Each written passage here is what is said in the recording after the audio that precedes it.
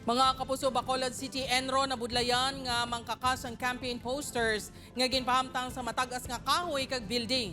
Si Adrian Prietos nakatuto.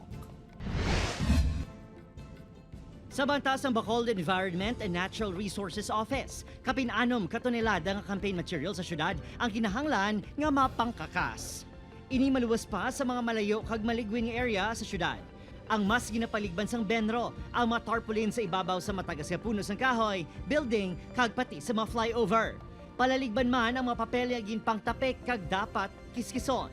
We already coordinated with the RRMO and City Engineering Office kay sila may mga cherry picker ni sila, may mga hagdanan nga tag-as. We will have our synchronized and simultaneous operation backlash is we have to follow the Fair Election Act. May kapin 800 kilos na nga natipon ang benro. Ang magkahoy isang tarp ang ginahimo plant guard. Ang iban, ginahimo banig, agod mapuslan. Waste materials na siya, gin kami ang naghauling kay para magamit manamon, papuslan taman.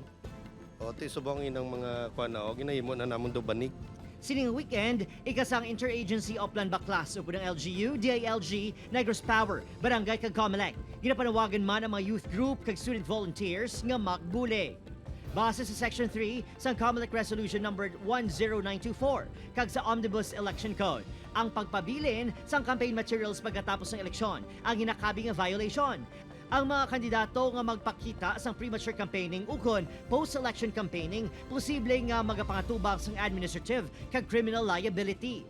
Ginahinyo sa Comelec ang tanan nga kandidato kag supporters nga magbulig sa pagpanghimo sang campaign materials bilang respeto sa eleksyon kag sa mga botante. Opod, Kiril Gasilio, Adrian Prietos, 1 Western Visayas.